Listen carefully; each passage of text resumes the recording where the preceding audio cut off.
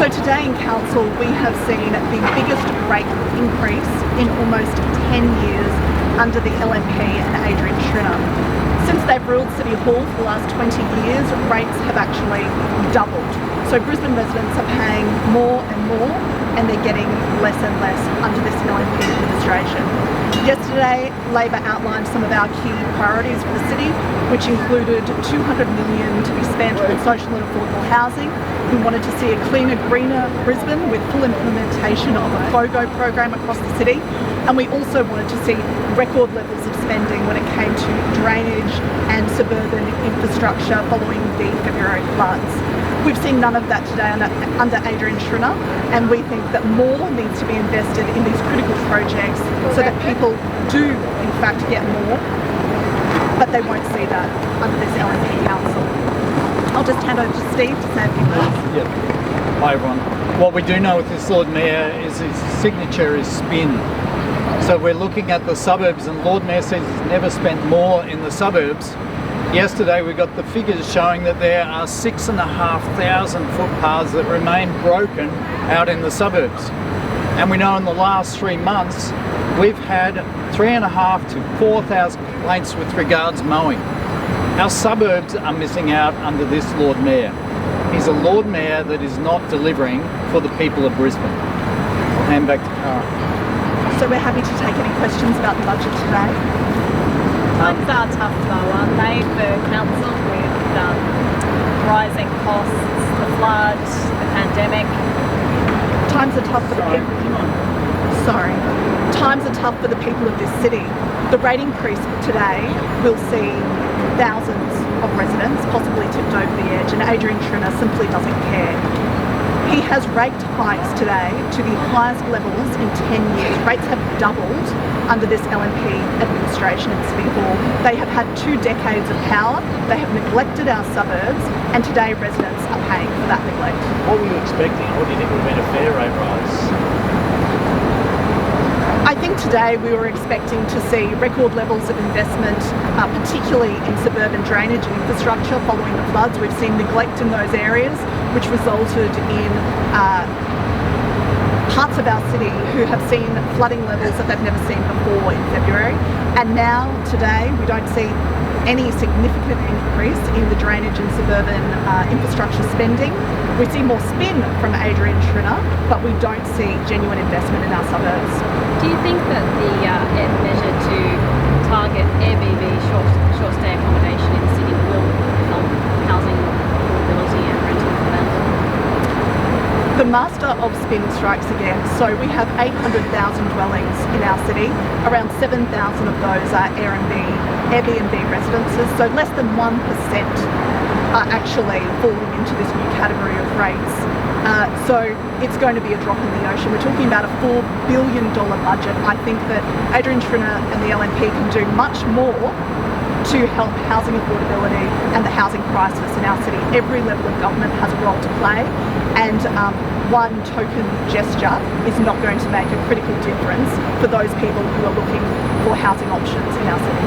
If there are areas where budget is lacking, where should the LNP take it from? There's only so much money to go around, the rates are reasonable at 4.9% average. So where in your mind is council spending too much? I think the LNP needs to seriously look at their signature inner city projects like the Brisbane Metro. $1.7 billion is being spent on Brisbane Metro, and we have a $4 billion budget. I mean, those inner city projects are not benefiting our suburbs. They have blown out by $800 million. I mean, we are dipping into residents' pockets to pay for their mismanagement. How do you deal with it? Do you scrap the project? Do you find it? Do you scale it back? What are you proposing? Well, for starters, it'd be good to see it delivered on time and on budget, which is simply not going to happen. I think that the only way to change this is to change the administration. 2024 is the next council election.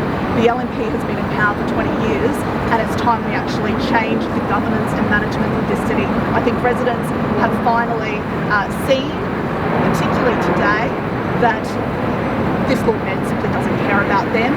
He doesn't care about the suburbs, and we actually need a change in City Hall to get change in our suburbs and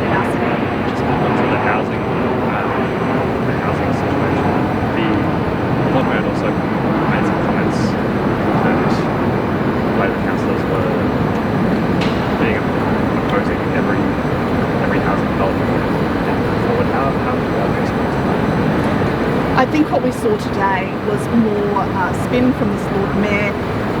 It was completely false to say that opposition councillors oppose almost every development in their local areas. It's simply not true. We have the statistics to show the number of developments and that we have concerns about, and what we do have concerns about are the same things that residents in the city have concerns about. Poor development outcomes for residents where city plan is not conformed with, poor outcomes where residents find that they have ended up with developments in their local areas which are not supported by infrastructure. They're the things that residents are concerned about, and they're the same things that opposition councillors are concerned about. But a statement today that we oppose every development is just simply not true. Is there any merit in that proposal to identify underutilised commercial areas that we could work into residential projects? Perhaps Steve was one. Yes. I think he was alluding to an area of your ward. Yeah. That's right, yes. Absolutely. Look, I support and have said I support ensuring that we have affordable housing in our city, and certainly the Moorooka, Salisbury, Nathan plan has been one that has been identified as an area where we can have more density. The issue here is that the consultation has been so weak that we only had 3 public meetings for residents, and we only had 30 residents have their say. Residents need to have a say about how their community is going to develop, and then once we develop what the community is saying, we want good development, not squashed in sardine development. We want good development for people, whether they're in affordable housing or not, and also that these people have access to parks and infrastructure, libraries that should go with doing more development in those areas. So I absolutely and categorically reject the Lord Mayor's assertion that we're opposed to development. We aren't opposed to development, but we want to see good development that brings the community along with it. The suburban precinct renewal strategy which was mentioned, this wasn't much detail in the budget about the cost of it, time frames, what it's going to involve, what suburbs it might identify. Is this just going to become another version of the plan? Oh, this is a very scary approach by the Lord Mayor. So the Lord Mayor has a committee of 4 people who make up and determine this.